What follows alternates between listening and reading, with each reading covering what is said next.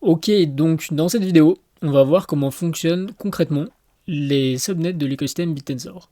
Je vois pas mal de gens sur les réseaux qui cherchent à mieux comprendre les mécaniques qui se cachent derrière les subnets et grosso modo comment fonctionne Bittensor.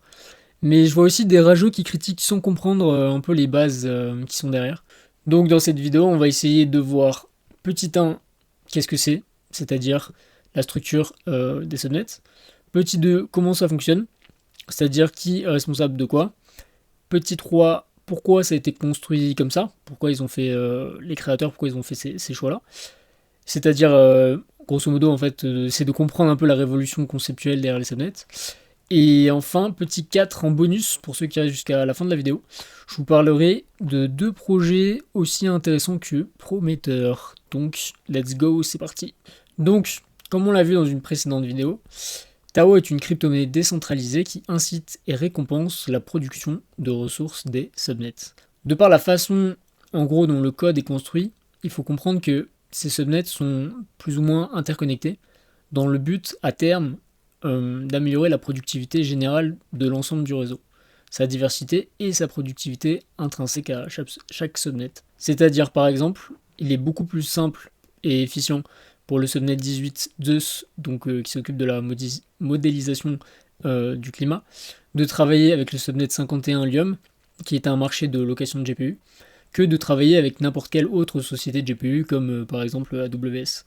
En fait, grosso modo, ce qu'il faut bien garder en mémoire avec Tao, c'est que il permet à n'importe qui de devenir un mineur, donc entre guillemets un employé pour n'importe quel subnet, et tout ça avec une friction minimale. C'est vraiment les deux points à retenir, c'est-à-dire que en gros le travail est décentralisé et récompensé à sa juste valeur, et tout ça avec une friction qui est vraiment réduite.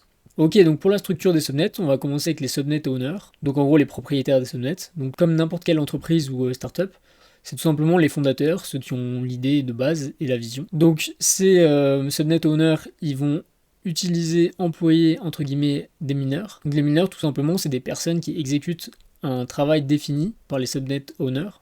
Donc ils ont un besoin et ils vont chercher des mineurs pour répondre à ce besoin. Donc ça peut être du calcul, du stockage, de la génération, extraction de données, de la production de contenu. En fait, ça peut être globalement n'importe quoi. Ensuite, ces mineurs ils soumettent leurs résultats au validateur qui évalue si leur travail a été utile et exact par rapport aux critères définis par donc, les subnet owners. Plus son travail est utile, plus il reçoit de récompenses en émission de tokens, donc en token Tao. Ensuite, les validateurs. Donc les validateurs, c'est les personnes qui sont chargées, comme vous l'avez compris, de vérifier, évaluer et de classer le travail des mineurs. Donc ils attribuent, en gros, à chaque mineur un poids, mais on peut appeler ça une note, selon la qualité, la quantité et la fiabilité du travail demandé. Donc en gros, si vous êtes bon dans un domaine, vous pouvez devenir mineur ou validateur et donc travailler pour un subnet.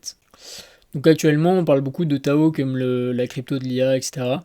Mais il faut savoir que théoriquement et techniquement, un subnet pourrait être dans n'importe quel domaine. Je veux dire, ça pourrait même être de la création artistique et les mineurs pourraient être des peintres et les validateurs pourraient être, j'en sais rien, des commissaires-priseurs. Enfin, en fait, il n'y a pas de limite spécifique à l'IA avec le projet Bittensor.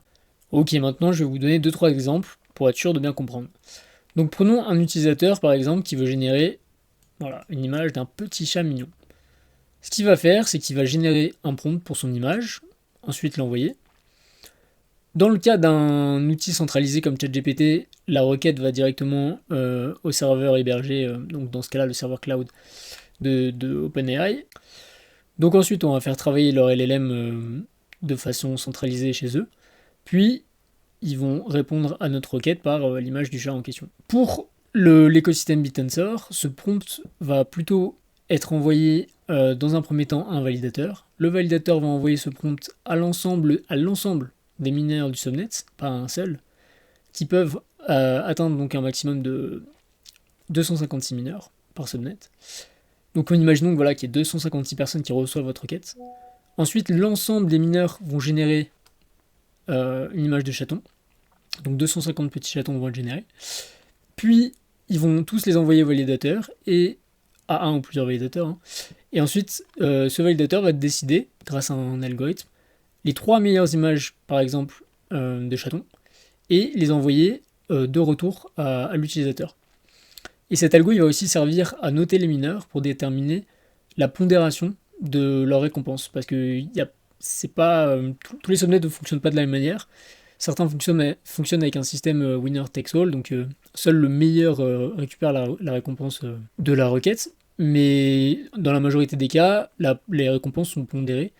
Donc on peut imaginer que le premier va récupérer 80% de la récompense, et le 10e va récupérer 5% de la récompense liée à la requête. Donc tous les subnets n'ont pas exactement le même système d'incitation. Ils sont donc construits en fonction du type de ressources qu'ils produisent. Ok, donc pour que ce soit un peu plus parlant, je vais vous montrer le subnet 51, Yum.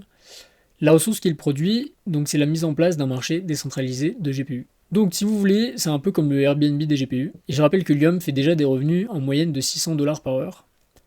Donc si on extrapole ça en l'annualisant, on se retrouve à peu près à 5 millions de dollars par an. Donc c'est déjà des revenus qui sont quand même significatifs. Donc dans le cas de Yum, chaque mineur partage la puissance de sa machine, GPU ou TPU, sur la marketplace, donc en indiquant ses caractéristiques, son modèle, ses performances, son tarif, un peu comme Airbnb ou Le Bon Coin tout simplement. Les validateurs, eux, ils gèrent l'adéquation offre-demande en orientant les utilisateurs vers les mineurs disponibles. Puis, ils valident les preuves de calcul fournies par les mineurs afin de déclencher le paiement. Pour Rich, par exemple, le subnet 62, qui vise à bâtir le meilleur agent IA de code du monde, c'est un peu différent. Pour le moment, ils ne produisent pas de revenus, ils sont toujours en R&D. Mais ils ont parlé dans une annonce d'une commercialisation d'ici quelques semaines d'un produit agentique par abonnement.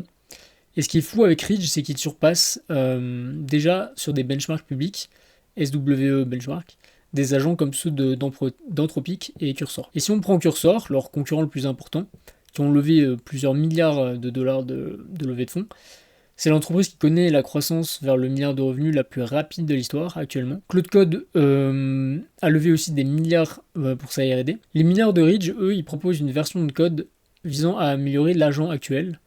Si leur version s'avère être meilleure que la précédente, ils gagnent des émissions de Tao. C'est une mécanique de winner takes all, donc seul le meilleur mineur peut gagner le daily price pool. Et donc les validateurs, eux, ils testent les agents de code produits par les mineurs sur des benchmarks publics pour savoir quel mineur a eu la meilleure note avec son agent, ce qui permettra de déterminer qui va ou non recevoir l'émission de Tao du jour. Ok, donc point numéro 2, maintenant on va essayer de voir comment est-ce que en pratique ça fonctionne.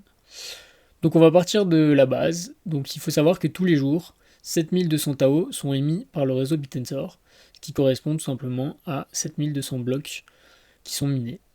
Ces 7200 Tao ont vocation à être répartis à travers les 128 subnets de l'écosystème. Du coup, pour déterminer la répartition des émissions, donc la pondération de chaque subnet, on fait un calcul très savant. En gros, on divise le nombre de Tao stackés dans chaque subnet par le nombre d'alpha tokens émis par le subnet en question. Donc, si je divise tout simplement 162 000 Tao par 1 887 000 alpha tokens, faites-moi confiance sur parole, on retrouve tout simplement 0.08, qui est donc le prix de l'alpha token du subnet 64 chutes. Parce que oui, grosso modo, comme je l'avais expliqué dans une autre vidéo, Tao a une tokenomics qui est similaire à celle du Bitcoin.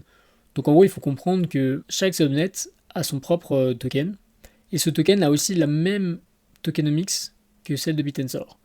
Donc en gros, Tao est la tokenomics du Bitcoin, et ensuite chaque subnet a aussi la tokenomics du Bitcoin. Donc c'est comme s'il y avait, entre guillemets, une blockchain principale, et ensuite 128 subnets qui fonctionnent de la même manière que la blockchain principale. Et en gros, le ratio de capitalisation entre les émissions de Tao qui viennent, donc entre guillemets, de la blockchain principale Tao, et les émissions qui sont créées par la blockchain de l'alpha token, crée tout simplement la mécanique du prix de cet alpha token. Donc en gros, plus le chiffre est proche de 1, plus le subnet va recevoir une émission qui est proche de 100%. Donc pour faire un petit point de résumé, qu'est-ce qu'on a ? On a, par exemple, dans le cas de chute, des subnet owners qui ont une vision du projet. Ces subnet owners font appel à des validateurs et à des mineurs pour, entre guillemets, produire le service. Et ensuite, le travail qualitatif effectué par ces mineurs et ces validateurs vont être récompensés. Donc souvent, on abrège un peu, on résume en disant qu'ils vont recevoir du Tao, mais en fait, ils vont recevoir les alpha tokens du subnet. Et ensuite, il y a deux choix qui s'offrent à eux, parce qu'en fait, il faut comprendre que l'alpha token du subnet, c'est comme s'ils avaient des parts de l'entreprise. Donc soit ils peuvent les conserver parce qu'ils pensent que le projet a une vocation long terme de répondre à un besoin fondamental, et en gros, voilà, comme je sais pas, Apple dans les années 2010, en gros, de faire un x100, donc ils peuvent les garder. Mais en général, les mineurs, ils ont besoin de payer souvent leur infrastructure, et puis ils ont besoin de vivre. Donc ce qu'ils font, c'est qu'ils vendent leur alpha token pour se rémunérer, en fait, tout simplement. Donc c'est pour ça que sur Bitensor, vous voyez pas mal de charts comme ça qui piquent un peu du nez. C'est pas le cas pour forcément toutes les charts, parce qu'il y a pas mal de systèmes de buyback notamment, ou de burn, qui existent. Et en fait, là où je voulais en venir aussi, c'est que il y en a qui parlent un peu de comme si Bitensor était une fraude, tout simplement parce que ils pensent que les subnets dumpent le prix de Tao sur les investisseurs, parce qu'on voit beaucoup de charts comme ça qui descendent. Mais il faut comprendre que plus le prix d'un alpha token descend, donc plus il s'éloigne de 1, plus son émission, la quantité d'émissions qu'il va recevoir, donc là c'est où donc 8,22% pour chute, va diminuer.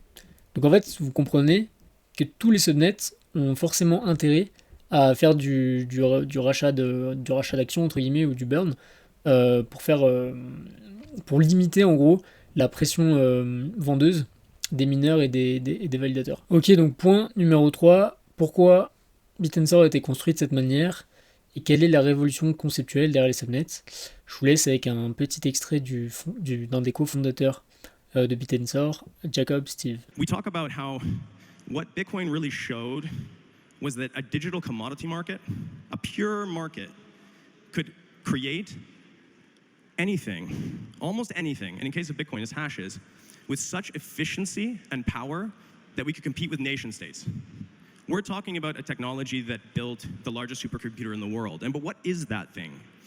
It's a pure market where miners compete to produce hashes and add them to the network to secure the network.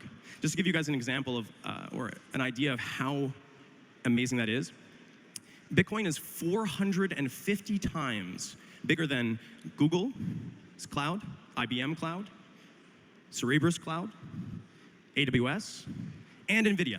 450 times when measured in terms of hashes than all of those data centers combined. And if you were to sell Bitcoin at the price of Bitcoin every single day since its inception in 2009, you would have spent 1,000 times less money to build that data center than those corporations. So if we can get this right, if we can get the power of digital currency markets to focus on artificial intelligence, we can be 1,000-fold larger than any centralized organization in the world. And that's a big deal, and that's really scary. So we've been focused on how to do that for a while now. Ok, donc ce qu'il faut comprendre dans cette vidéo, c'est que Bitensor, malgré toute sa puissance et toute sa technologie, le projet ne veut pas influencer comment les subnets produisent leurs ressources. Il veut simplement être la mécanique, en gros, qui récompense à sa juste valeur le travail produit, quel qu'il soit, parce que c'est le marché qui décidera ce qui doit avoir de la valeur et ce qui doit ne pas en avoir.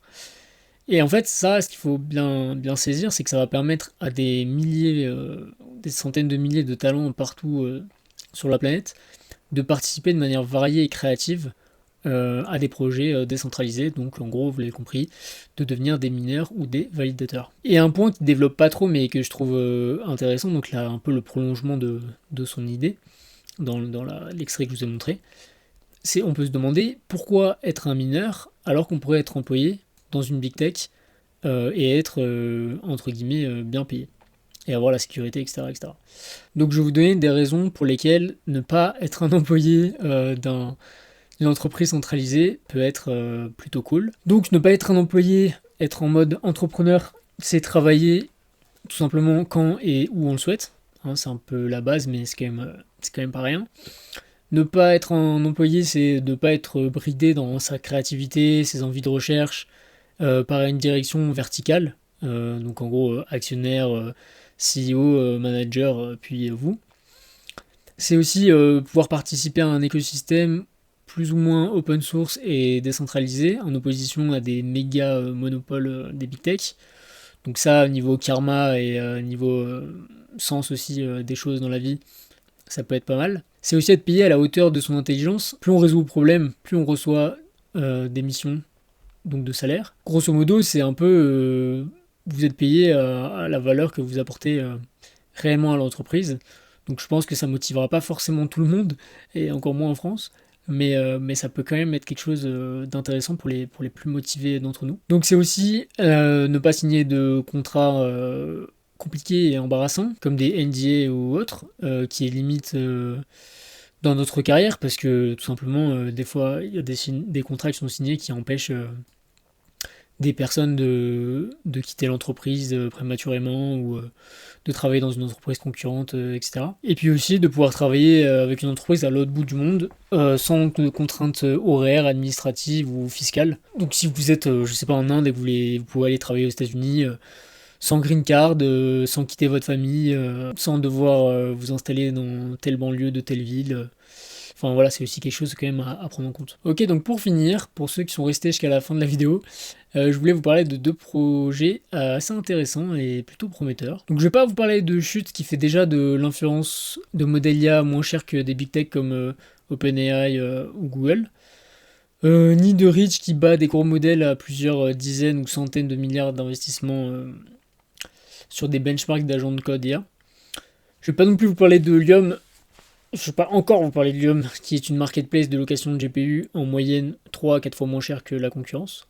Je ne vais pas non plus vous parler de Templar, qui a construit un système d'entraînement de LLM décentralisé, capable de rivaliser avec ceux des GAFAM. Donc ces subnets sont déjà assez connus, vous pouvez trouver pas mal de ressources à propos sur YouTube ou sur d'autres sites dont je vous mettrai d'ailleurs des liens en description pour choper un peu plus d'informations si vous voulez sur des subnets.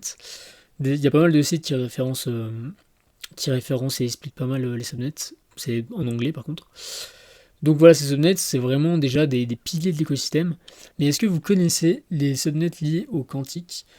Donc le subnet Quantum Compute, le 48, et le 63, Quantum Innovate. Donc on va reprendre un tout petit peu les bases de l'informatique quantique pour mieux vous expliquer ces deux subnets. Donc il faut savoir que dans l'informatique classique, chaque transistor peut traduire une donnée en 0 ou en 1. Comme il y a un nombre limité de transistors, même si on augmente chaque année entre guillemets la quantité de transistors qu'on arrive à mettre dans une surface donnée, il y a donc un nombre d'opérations qui est limité. Et les ordinateurs quantiques, ils sont très bons pour donner beaucoup de réponses potentielles. C'est un peu comme un ordinateur stochastique. Donc ils vont pas forcément donner une réponse 0 ou 1, ils vont donner une probabilité de réponse, donc ça peut être 80% d'être un 0 et 20% d'être un 1 par exemple. Donc un ordinateur stochastique, globalement c'est un mot un peu barbare qui veut dire que c'est une machine qui fait des calculs ou qui sont assez liés au hasard, contrairement à un ordinateur déterministe qui produit toujours le même résultat, donc 0 ou 1, pour les mêmes entrées. Donc pour les mêmes entrées, un ordinateur stochastique peut donner des sorties différentes à chaque exécution. Donc en clair, un ordinateur déterministique, si l'entrée c'est A, il y aura toujours la sortie B, alors qu'un stochastique, donc un ordinateur quantique, si l'entrée c'est A, la sortie sera B avec 70% de chance, et sera C avec 30% de chance. Donc ce type d'ordinateur, ce sera très utile pour l'IA et le machine learning, où en gros le bruit, ça aide à explorer plusieurs solutions qui permettent de résoudre des problèmes beaucoup plus complexes et inaccessibles avec nos ordinateurs d'aujourd'hui. Par exemple, découvrir des remèdes aux maladies comme le sida et les cancers. Donc ça, c'est un marché d'environ 400 milliards de dollars. Améliorer les batteries pour qu'elles se chargent plus vite et contiennent plus d'énergie en ayant un impact plus faible sur l'environnement. Ça, c'est un marché d'environ 500 milliards de dollars. Optimiser les chaînes logistiques pour limiter le gâchis de ressources perdues dans des transports inefficients. Ça, c'est environ 600 milliards de dollars. Et permettre à tout le monde d'avoir un portefeuille pour sa retraite optimisé, donc une retraite tout simplement, c'est environ 600 milliards de dollars. Donc il faut savoir qu'aujourd'hui, on a des benchmarks de performance de calcul avec des ordinateurs quantiques. Donc c'est que des simulations, parce que les ordinateurs quantiques, réellement quantiques aujourd'hui, ils sont pas encore ultra efficaces. Donc pour ceux qui s'y connaissent, ce qui n'est pas mon cas, en gros le calcul il est stabilisé via des algorithmes algébriques, dont celui de Clifford et le théorème de Gossman-Knil. Donc comme je vous disais, aujourd'hui 90% du calcul quantique se fait par des simulations. Il faut savoir qu'un QPU, donc un Quantic Processor Unit, opposé à un GPU, ça coûte environ 10 000 $ de l'heure. Donc voilà, on ne les fait pas tourner pour rien. Ok, donc vous pouvez aussi vous demander pourquoi est-ce qu'il y a 2 subnets sur le quantique et pas un seul. C'est tout simplement parce que ils en ont fait un en gros pour développer de la R&D et un qui sera en gros le futur de la marketplace quantique. Donc toute la R&D développée par Quantum Innovate va être injectée dans la production en gros du subnet Quantum Compute.